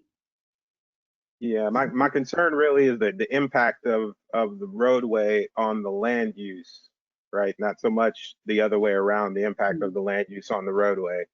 So I get where you're coming from, but again, my concern comes from this agency standpoint that we deal a lot with policy, and these things, they're starting to feel subjective, these things that we're putting forth, that they're not things that, are easily flexible on a dime. And we live in very changing and adaptable times. What we say here in this meeting this year could be completely wrong when we get a new virus, a new whatever we're going to get next year. You know what I mean? So we classify these roads now, and we're placing all our bets based on this. But, and especially when it comes to things that have to do with transportation, I'm always questioning when we start to, okay, well, this is going to be this and this has to be that, and we're sure right now, and it's the next 5 years, and this is what it's going to be. I'm okay with that living with, again, development agency. I'm okay with that living with FDOT. When we start to get into 30-year comprehensive policy planning, I get kind of nervous when I start to see this level of specificity and this level of, when I went through the document, we're combining certain Cs, and we're taking away this one, and we're doing that one, and it just makes me a little nervous. That's the only sentiment that I wanted to raise at this point as you go forward. If I could just get that sentiment in there as it develops and goes forward, it seems like you guys really are sure about this, but I don't know. And again, I support it. I support the idea. I support the classifications. I support the idea of using land use and development intensity to guide what's happening on the roadway and vice versa. I just don't necessarily feel that our organization is the proper place for that to live. And that's the point I wanted to get across. I would also add that they did base their classifications on the future land use.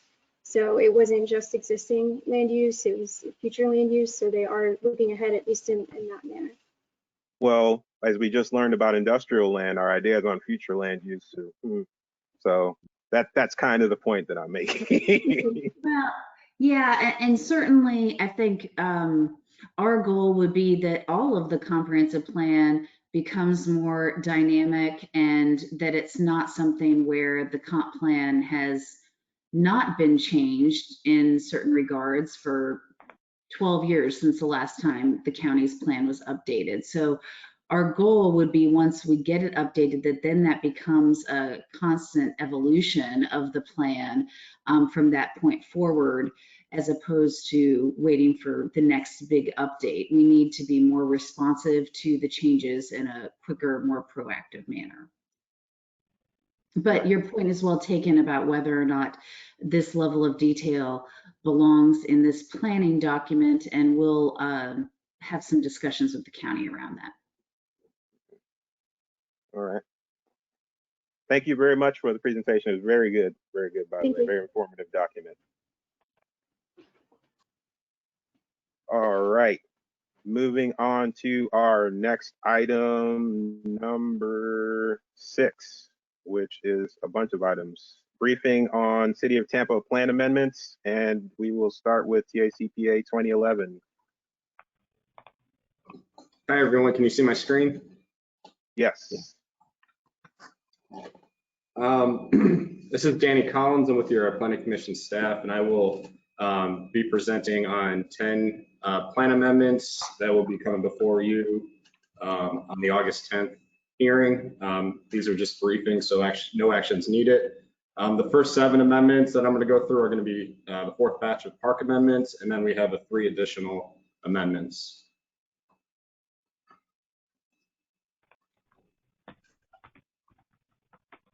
So 2011 through 2017 are all park amendments. You can see here that they're scattered throughout the city in various parts.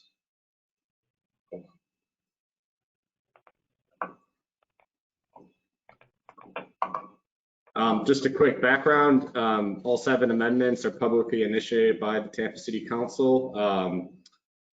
These would recognize existing City of Tampa parks. Each park is listed on the City of Tampa's dedicated park list, and all sites would be recognized through the Recreation Open Space Future Land Use designation.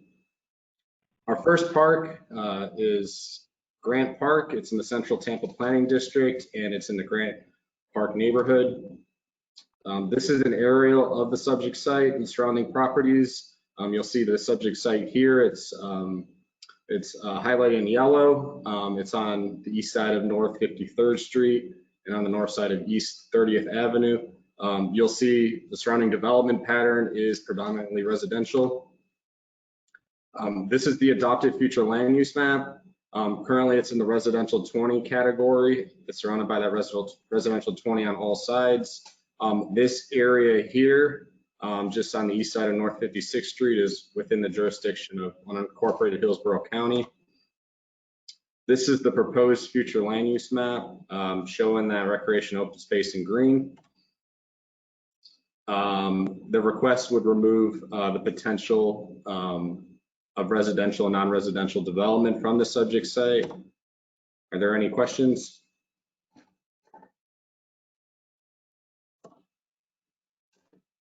Our next plan amendment is TACPA 2012. It's Williams Park. It's in the Central Tampa Planning District, and more specifically in the Eastern Heights neighborhood. Here is an aerial of the subject site and the surrounding properties. It's on the north side of East Osborne Avenue, and it's on the east side of North 30th Street. You'll see the CSX rail just to the east of the subject site. It's just south of James Elementary and Williams Middle, and then it's a couple blocks to the north or to the west of North 40th Street. This is the adopted future land use map. A majority of the site is within that recreation open space. The northern portion of the site, which is shown in this light gray color, is light industrial. You'll see that there is light industrial to the north and east of the site. And then there's residential 10 to the west and south of the site. This is the proposed future land use map showing the subject site in the recreation open space category. Again, this would remove the potential of 79,000 square feet of non-residential development from the subject site. Are there any questions? Our next plan amendment is CPA 2013. It's in the Sunset Park. It's Sunset Park. It's in the South Tampa Planning District and within that Sunset Park neighborhood. Here is the subject site shown in yellow. It is predominantly surrounded by residential uses. It's on West Sunset Boulevard. Here is Southwest Shore Boulevard that kind of runs into the park. The subject site is currently under that residential 6 future land use category. This light blue shade of color here is predominantly water, so there's a significant portion of the site has water on, is wet, and it's predominantly surrounded by that residential 6. This is the proposed future land use map showing the subject site in green under that recreation open space. Again, this would remove the potential of 15 residential dwelling units or approximately 39,000 square feet of non-residential development. Are there any questions? Our next park is CPA 2014. It's a portion of the Oaklawn Cemetery. It's within the Central Tampa Planning District and within the Central Business District. Here is an aerial of the subject site. It's on the north side of East Harrison Street. Here is North Franklin, 1 block to the west. Further to the west is North Florida Avenue, and then it's just south of Interstate 275. This is the adopted future land use map. It's within that Central Business District.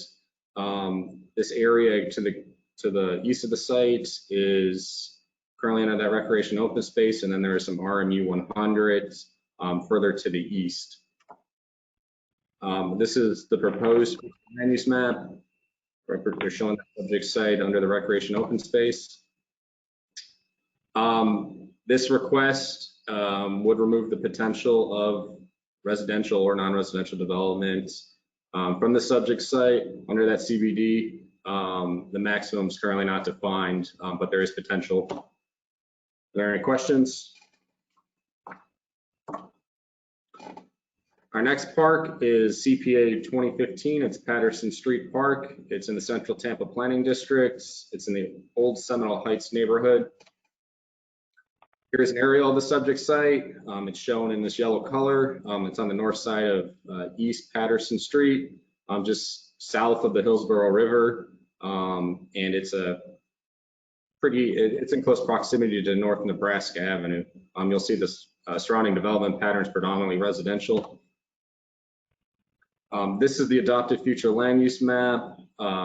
It's currently under that residential 10 future land use category and is surrounded by that residential 10 on all sides. Here's the proposed future land use map showing that subject site under that recreation open space category. Again, this would remove the potential of residential and non-residential development from the subject site. Are there any questions? Our next park is Park Circle Park. It's in the Central Tampa Planning District. It's in the Old Seminole Heights neighborhood. Again, this one's just on the south side of the Hillsborough River. It's on East Park Circle. It's predominantly surrounded by residential, single-family residential.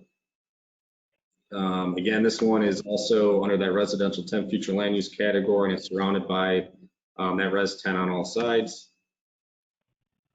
Here is the proposed future land use map showing the site under that recreation open space category. Again, this would remove the potential of residential and non-residential from the site. Are there any questions?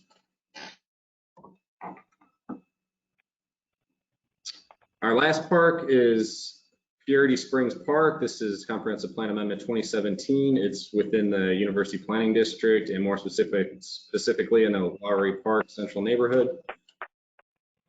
Here's an aerial of the subject site. It is also, this one's on the north side of the Hillsborough River.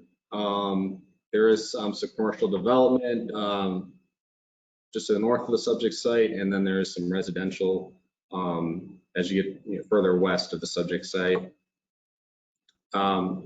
Here's the adopted future land use map. It's currently under the public, semi-public, which is shown in this blue color. And then Res 35 is this triangular sliver to the top. And this would bring the entire site under that recreation open space category. Again, this would remove the potential of residential and non-residential development from the subject site.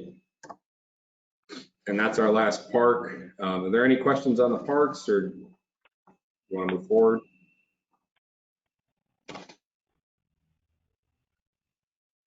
Our next plan amendment is Comprehensive Plan Amendment 2018. It's located at 3615 West Cypress Street. It's within the West Shore Planning District and also within that West Shore Business District. It's located here on our location map. This is an aerial of the subject site and the surrounding properties. The site is shown in this blue color. It's on the north side of West Cypress Street. It's just west of North Himes Avenue, but it's also east of Northdale Mabry. This area here is that Midtown development area. A quick background, this is a privately initiated request. It's a small scale amendment. It's just under a quarter acre. The request is to change the future land use from the community commercial 35 to that regional mixed use 100 category. Here is the adopted future land use map. You'll see that the area to the north of the subject site is under that RMU 100. That was a plan amendment back in 2018 that was approved. This is that Midtown area. There is some CC 35 just to the south of the subject site and along North Himes Avenue. And then there's also Res 10 and Res 20 as you kind of move east and south from the subject site. Here is the proposed future land use map showing that site under the regional mixed use 100 category. Currently, the site can be considered for 8 residential units or just under 21,000 square feet of non-residential development. As proposed, the site can be considered for 24 units or just over 35,000 square feet of non-residential development. Are there any questions?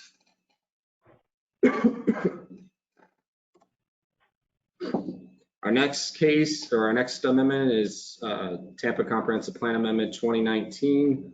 It's at 3007 North Havana Avenue. It's within the Central Tampa Planning District, and more specifically, it's in that West Tampa Urban Village. Here is the subject site on the locational map.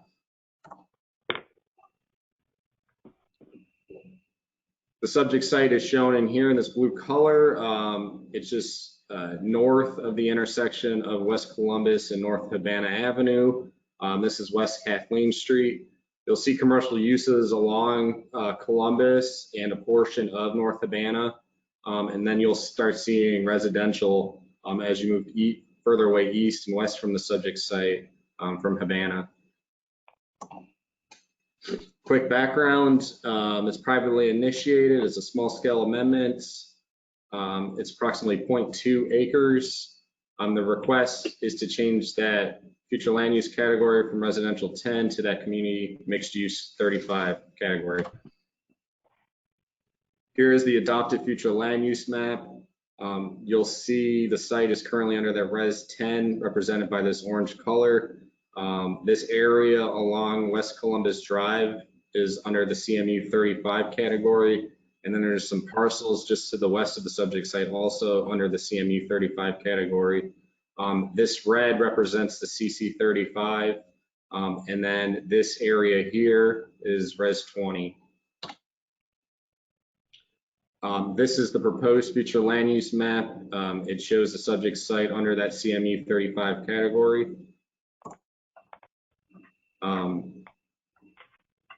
The site currently can be considered for 2 residential units or approximately 3,000 square feet of non-residential development. As proposed, the site could be considered for 7 units or 17,424 square feet of non-residential development. Are there any questions? Okay, this is our last case. This is Comprehensive Plan Amendment 2020. Subject site is located at 3619 West Cypress Street. This site is also within the West Shore Planning District and within that West Shore Business District. It's immediately to the west of the one I just presented on 2018, and it's shown here on the locational map. Subject site is shown in this blue color. It's on the north side of West Cypress Street. This is North Himes Avenue, and the site is on the east side of North Dale Mabry Highway. It's a companion request with that. Oh, now let's go to the next slide. So this is a publicly initiated request due to the RMU 100 request directly to the east of the subject site, and that RMU 100 that exists in the Midtown area to the north. The Planning Commission staff believes it makes sound planning sense to recognize this potential of this portion of West Cypress Street under that RMU 100. We are currently in talks with the property owner on whether to move forward with this request. I will be meeting with the property owner hopefully on this Friday to determine whether if he wants to move forward with the request. The site is approximately 0.13 acres. Again, it's going from that CC 35 to that regional mixed use 100 category. This is the adopted future land use map. It's currently under that CC 35 represented by this red color. As proposed, it would go to RMU 100, and this is the proposed future land use map. Currently, the site can be considered for 4 residential units or approximately 11,700 square feet of non-residential development.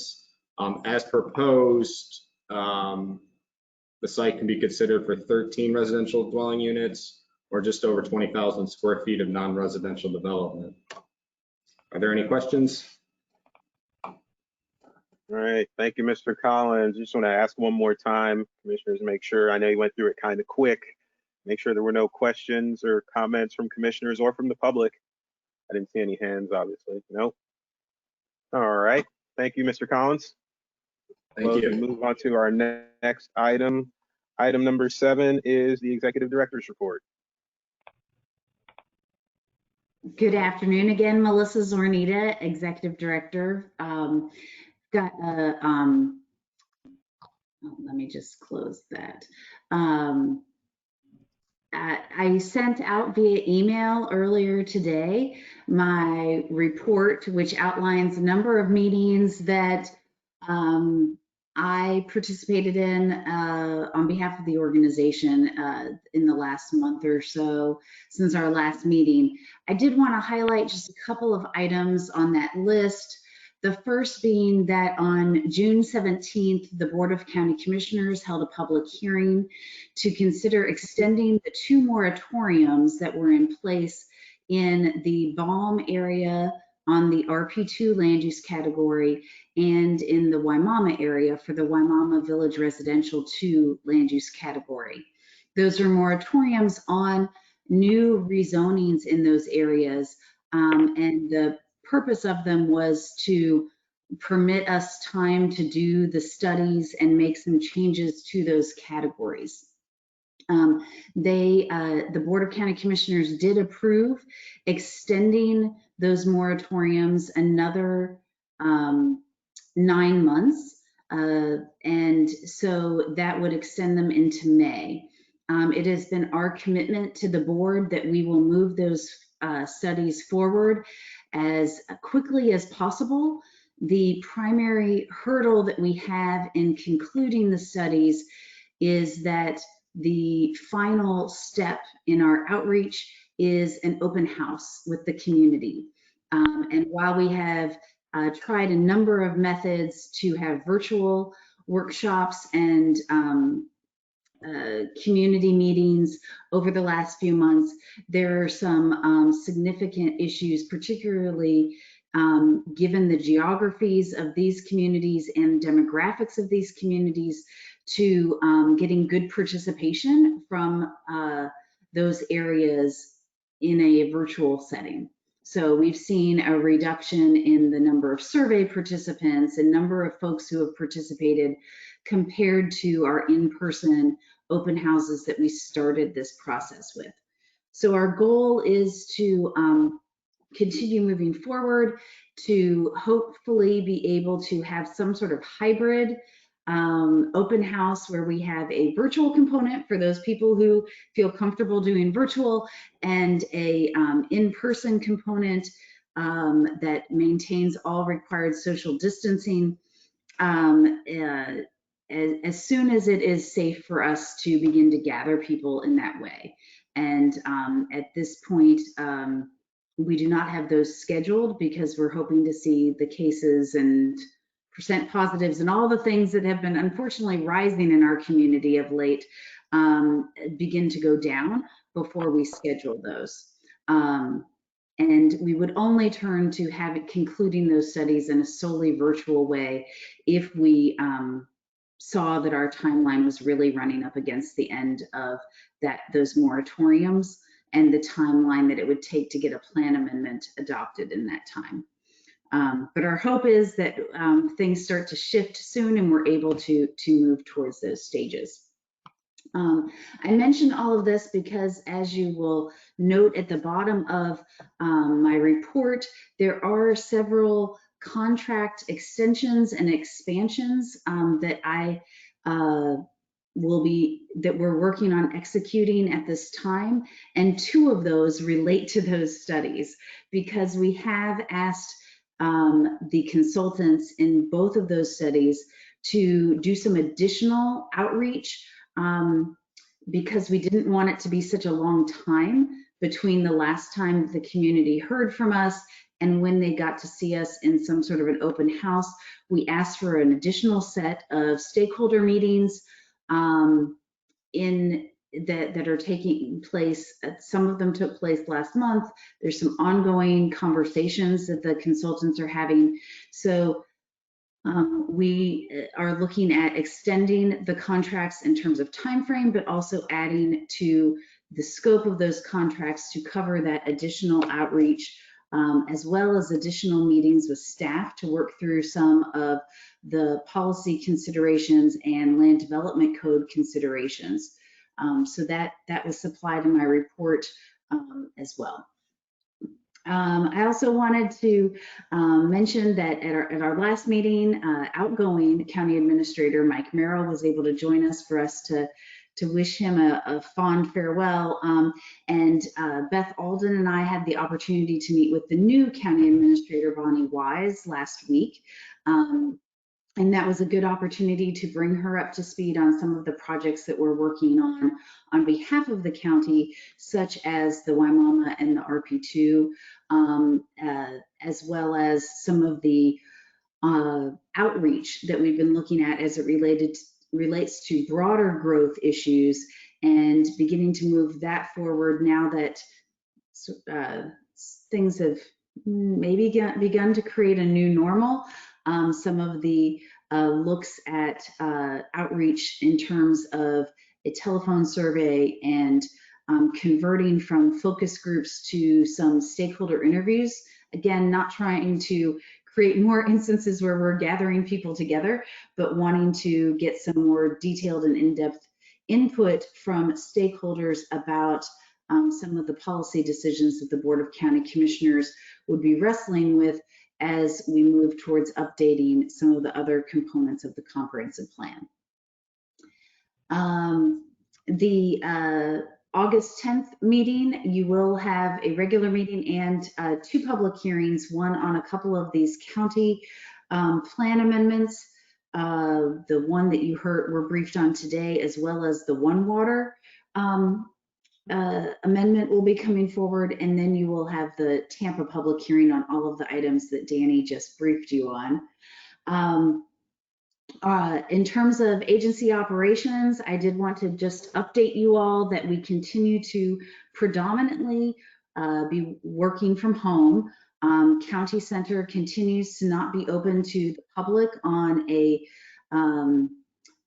basis, as they don't want people going up into the elevators on a frequent basis. We do have staff who are going into the office regularly to make sure mail and other things like that are getting taken care of. So there is the ability for us to go in, but we found that the telecommuting is working as well as it could be for having to operate virtually and have a lot of meetings where we're looking at screens.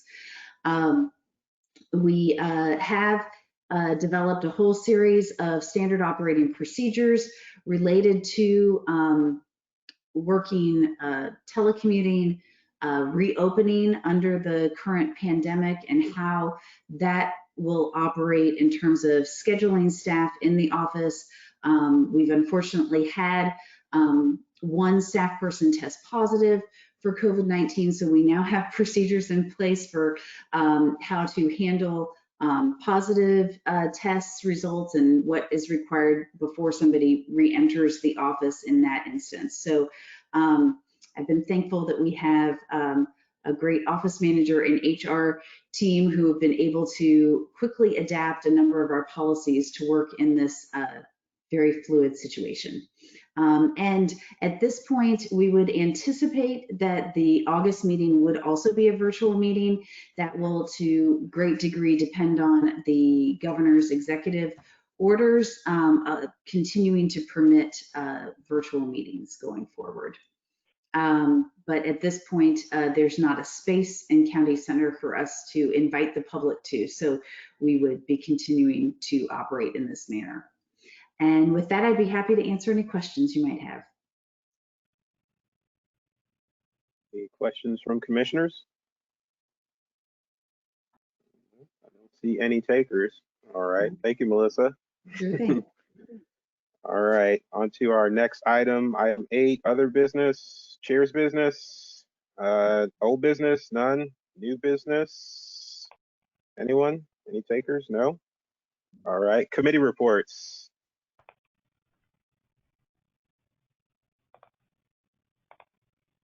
There we go. I knew there had to be some. There we are. Commissioner Marino. Thank you, sir. The MPO had their transportation improvement program meeting on June 30th. The TIP did pass 13-3. There was one amendment, a study of the CSX rail lines for the use of passenger movement or transit movement moved up on the list in the priority list. There were 3 amendments that would have amended the 275 corridor, specifically 275 north to Bears, that failed 7-8. The 14th and 15th Street configuration, Ybor City, that failed 6-10. And then removing the portion from Lois to downtown failed 4-12. And then just to recap also, I think we didn't go over, but the Louisville Roadways Committee meeting at our last meeting, one of the things that was talked about was specifically some of the stuff we saw here about context, speed management, the Vision Zero part, and I mentioned that Paula Flores study as well. If you haven't seen it, it's great because it really goes into how many of these roads were built at a time period that did not reflect the current development. So we saw some of the highlights there, but that was a great meeting, the Louisville Roadways Committee meeting. So I believe we're off for July, but that's my report. Thank you. All right, Commissioner Powell.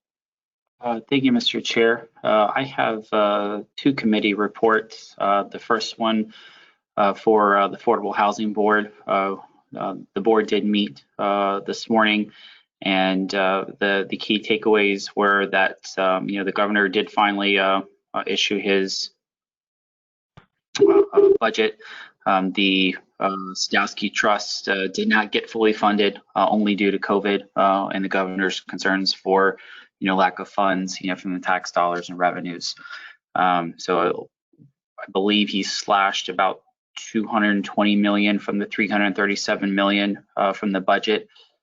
We don't know what the allocation will be for Hillsborough County, but since we're one of the 5 largest counties, in the state, we're going to see a significant amount of that money, but it hasn't been, fully fleshed out and allocated.